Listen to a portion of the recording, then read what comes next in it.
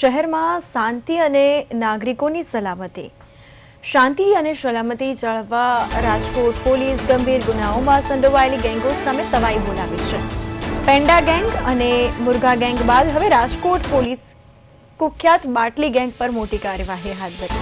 જી હા, રાજકોટ શહેરમાં છેલ્લા 10 વર્ષથી સક્રિય રહેલી બાટલી ગેંગના કુલ 14 સાગરીતો સામે ક્રાઇમ બ્રાન્ચ દ્વારા ગુજસીટોક હેઠળ ગુનો દાખલ કરાયો। 11 આરોપીઓની ધરપકડ કરાઈ છે।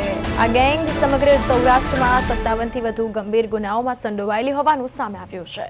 તો બાટલી ગેંગ સાવન ઉર્ફે લાલી દ્વારા ચલાવવામાં આવતી હતી। અગાઉ પણ રાજકોટ ક્રાઇમ બ્રાન્ચ દ્વારા મુર્ગા અને પેન્ડા ગેંગ સામે ગુજસીટોક હેઠળ કાર્યવાહી કરી ગુનેગારોને જેલ ભેગા કરવામાં આવ્યા હતા। ગેંગવોર અટકાવવા અને શહેરમાં કાયદો વ્યવસ્થા જાળવવા માટે રાજકોટ પોલીસ તમામ ગેંગો સામે ગુજસીટોક હેઠળ કડક કાર્યવાહી કરી રહી છે। હાલ બાટલી ગેંગના સાવન ઉર્ફે લાલી સહિત 11 આરોપીની ધરપકડ કરવામાં આવી, જ્યારે હજુ ફરાર 3 આરોપીઓની ક્રાઇમ બ્રાન્ચ દ્વારા શોધખોળ ચાલુ છે। શહેરમાં સંગઠિત ગુના આચરતી ટોળકીઓને ક્રાઇમ બ્રાન્ચ દ્વારા આઈડેન્ટિફાઈ કરવામાં આવેલ છે। એમાં એક ટોળકી બાટલી ગેંગ કહીને છે, જેમાં 14 જેવા સાગરીતો સામેલ છે અને આ રૂખડિયાપરા રેલનગર વિસ્તારમાં એક્ટિવ છે।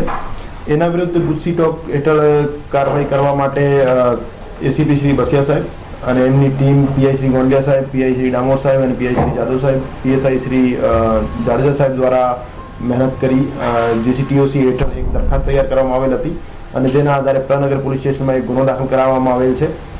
આ ટોળકીમાં કુલ 14 સભ્યો સામેલ છે, જેનો લીડર તરીકે સાવન ઉર્ફે લાલી છે, જે હાલ જેલ હવાલે છે। પોલીસે બાટલી ગેંગ પર તવાઈ બોલાવી છે અને બાટલી ગેંગના 11 આરોપીની ધરપકડ કરાઈ છે। આ સાથે આપણે જણાવીએ તો જે પ્રકારે અહીં વિગતો સામે આવી છે કે પોલીસે બાટલી ગેંગ પર તવાઈ બોલાવી દીધી છે અને બાટલી ગેંગના 11 આરોપીઓની ધરપકડ કરાઈ છે। તો રાજકોટમાં હાલમાં સક્રિય ગેંગ બાટલી ગેંગ કે જેના પર પોલીસે તવાઈ બોલાવી છે અને આ સાથે જ વાત કરવામાં આવે તો બાટલી ગેંગના 11 આરોપીઓની ધરપકડ કરાઈ અને કાયદાકીય કાર્યવાહી તેમજ તપાસનો ધમધમાટ અને કાયદાકીય કાર્યવાહી શરૂ કરાઈ છે।